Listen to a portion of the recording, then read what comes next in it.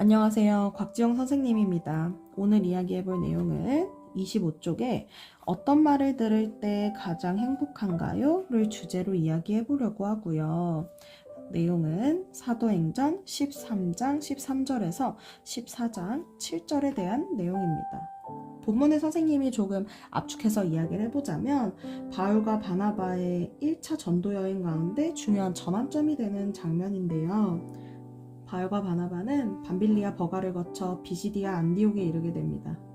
안식일에는 회당에 들어가 말씀을 전할 기회를 얻고 바울은 이스라엘의 역사와 하나님의 구원 계획을 설명하며 예수 그리스도를 통해 죄사함과 의롭다 하심이 주어진다고 선포합니다. 처음에는 많은 사람들이 그 말씀을 기쁘게 받는데요. 다음 안식일에는 거의 온 시민이 모일 정도로 큰 관심이 일어납니다. 이런 큰 관심이 일어나면 반드시 시기하는 반대의 사람들이 있겠죠. 유대 지도자들은 바울의 말을 반박하고 비방합니다. 바울과 바나바는 담대하게 말합니다. 너희가 말씀을 거부하니 우리가 이방인에게로 향한다. 그 결과 많은 이방인들이 믿게 되고 하나님의 말씀이 그 지방에 널리 퍼집니다. 그런데 또 두 사람은 박해를 받아서 그 지역에 쫓겨나게 됩니다. 그리고 그들은 이고니온으로 향합니다. 이때 성경이 놀라운 한 문장을 기록하는데요. 제자들은 기쁨과 성령이 충만하니라. 이고니온에서도 많은 사람들이 믿지만 다시 분열과 위협이 일어나고 돌로 치려는 시도가 있습니다. 바울과 바나바는 계속해서 지역을 옮겨 거기서도 복음을 전합니다. 이 본문이 이야기하고 있는 내용이 복음이 전파될수록 기쁨과 반대가 동시에 일어나는 모습, 그리고 박해 속에서도 멈추지 않는 사명의 여정을 보여줍니다. 이제 관찰하기, 오늘 본문에서 가장 기억에 남는 구절과 이유는 무엇인가요?에 대해 말해보려고 하는데요. 선생님은 13장 52절, 제자들은 기쁨과 성령이 충만하니라, 이 부분이 가장 기억에 남습니다. 사실 논리적으로 생각해보면 이해가 되지 않는 장면이죠. 설교는 성공적이었지만 바로 이어서 시기와 비방, 추방까지 일어납니다. 결과만 놓고 보면 실패가 맞습니다. 그런데 기쁨과 성령이 충만했다.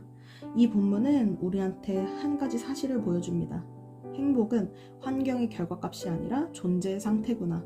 그들은 환영받지 못했지만 하나님께 쓰임받고 있다는 확신입니다. 바울과 바나바는 강제로 내쫓겼는데 행복했을까요?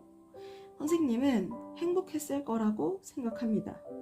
그 첫 번째, 사람이 나를 어떻게 평가하느냐를 기준으로 두지 않고 하나님이 맡기신 사명을 이루고 있었기 때문입니다.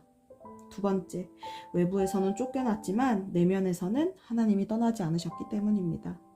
그래서 성령의 위로와 동행이 있었기 때문이라고 적어봤어요. 그렇다면 참된 행복은 어디에서 오는 것인가요? 에 대한 말은, 선생님은 이제 예전에는 흔히 인정받으면 행복하고 안정되면 행복하고 박수받으면 행복할 거라고 생각했습니다. 하지만 행복은 상황이 나를 받아주는가에서 오지 않고 하나님이 나와 함께 하시는가에서 옵니다. 행복은 외부 조건의 합계가 아니고 내면의 깊이라고 생각합니다. 조건이 나를 지탱하는 삶은 흔들리지만 내면이 단단한 삶은 흔들려도 무너지지 않습니다.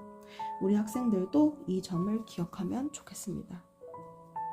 그래서 오늘 내용, 어떤 말을 들을 때 가장 행복한가요? 라고 주제로 해서 이야기를 좀 해봤는데요.